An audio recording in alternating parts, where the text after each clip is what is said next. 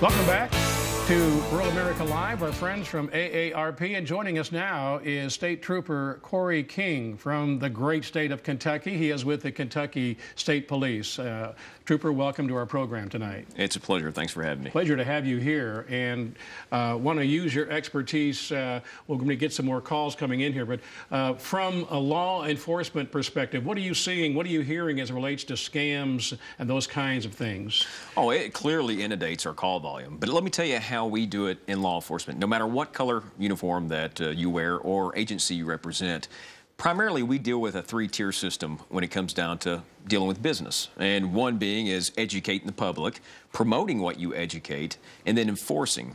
Quite frankly, this is the only type of cases that we deal with where enforcing is almost next to impossible, especially if we can track down that these scams take us overseas. Because if it goes to, like, say, Nigeria or South Africa, they don't honor U.S. law enforcement entities. They will not honor our warrants or our subpoenas that we may have. So really, this is something that people need to be aware of. And, you know, oftentimes when I go to these complaints, people want to say they look to us for the answers, and they want us to get their money back. But they may not. And a good chance that they have lost that money, and we up front tell them that if it went overseas, odds are it's going to be tough for us to track that down. So it is impactful to a lot of victims, not only in our state, but nationwide. And something I want you to underline, we talked earlier, it's important for the public, though, to contact you when they've been scammed, so you know it might be a new method or something that's circulating in a particular area of the country. It's helpful to law enforcement if they continue to report these things when they do happen and not keep them secret. Absolutely. In fact, I would say that those numbers that you gave out earlier in the show could be skewed quite a bit. I'm sure. Because quite frankly, I have so many people, and I live in a rural area of Kentucky, and a lot of people, a lot of neighbors come to me, and in fact, one of my best friends, his father was scammed out of $25,000. Wow. And he did not want to report that because,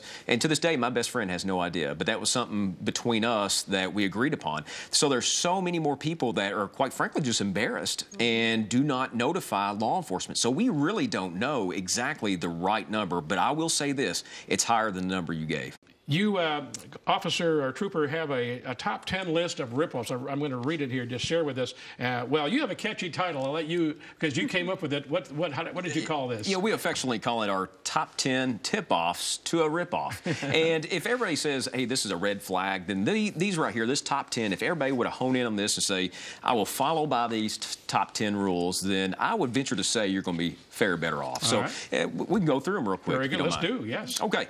Number 10. High-pressure sales or high-frequency of calls, and that goes tandem. High-pressure sales is manipulation in itself. Listen to your emotions. If you feel anxious or you have cloudy judgment, simply disengage from that conversation. This can go true with if you're dealing with somebody who's a con artist or simply dealing with a salesperson of something, whether it be a legit salesperson. So really good information for that. Immediate decision, number 9. You know, I relate this to car sales, and my cousin's in the car sales, so I will just pick on him. But you think about it. You find a car lot that's out there, and you find the biggest junk of metal on 4 wheels, and you go look at it. That salesperson will tell you 4 other people looked at it that day, and one of them went to the bank to get financing. Why is that? Because they immediately want to get you to commit to something. It works, and it works in legitimate sales, and it works with the con artists too, and they know that. So immediate decision-making, they know you're going to make it for the wrong decision. So that's a good pressure in itself. Sure. Number 8, they request credit card or banking information. Huge no. Yeah, we've talked about that during the hour. Yeah, I think we've covered that pretty well. The reason why you don't want to give that information out. Absolutely. Number 7, offer to overnight something or send someone to your home. We have actually seen that, where the con artist sent a taxi to an elderly woman's home in a rural part of Kentucky and regularly took her to the bank to wire money. So that does happen. Wow. Number 6, something for free. And that is something that we do know. And a lot of good normal salespeople, legitimate salespeople, as well as your fraud people, use this catch, give you something for free, because it immediate exposure to a reward or a reward predicting stimuli influences behavior, and not always for the best. Yeah. Not always for the best.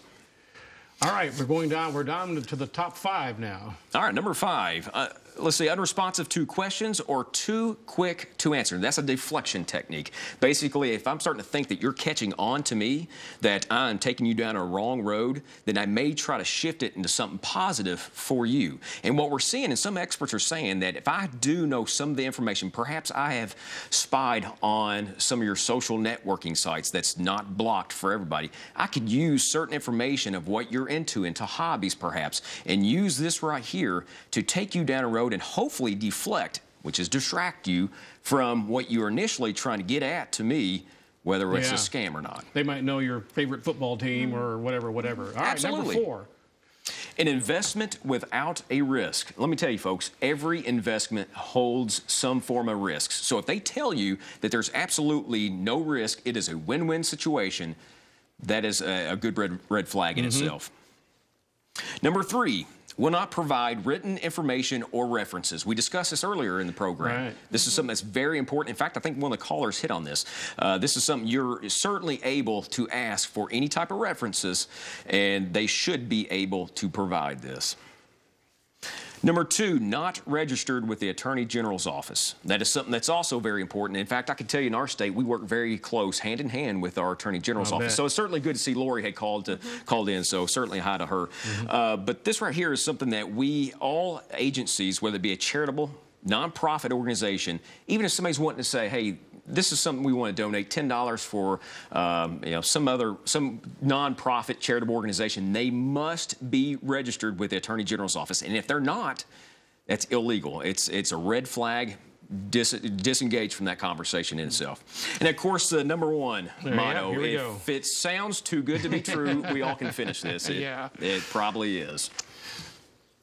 Very good. Charlotte, you have some points as well as far as email scams. I think you brought some things with you that are going to be very helpful as we kind of wind things up here. Yes. Well, Mark, on behalf of the senior citizens in the state of Kentucky and the AARP people in the state of Kentucky, I would like to honor you tonight for all your work with AARP.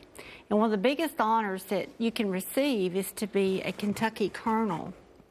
And on behalf of Governor Steve Beshear, I would like to honor you as a Kentucky Colonel.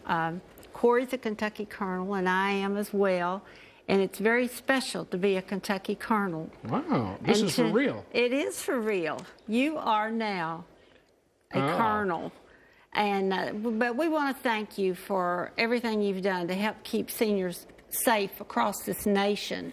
It means a lot to me to be on the show, but most of all for what you've done to make it possible. Wow. And we appreciate you so much. So you are now a Kentucky Colonel. Thank you very much, Charlotte. Yeah, Thank so you. You're welcome. I'll treasure. I want to learn more about being. I have a great. Well, he's passed away. Jack Crowner from Louisville, Kentucky, farm broadcaster friend. They always called him Colonel Jack, and so I will treasure this. And thank you. Upstairs, you guys upstairs are pretty sneaky here.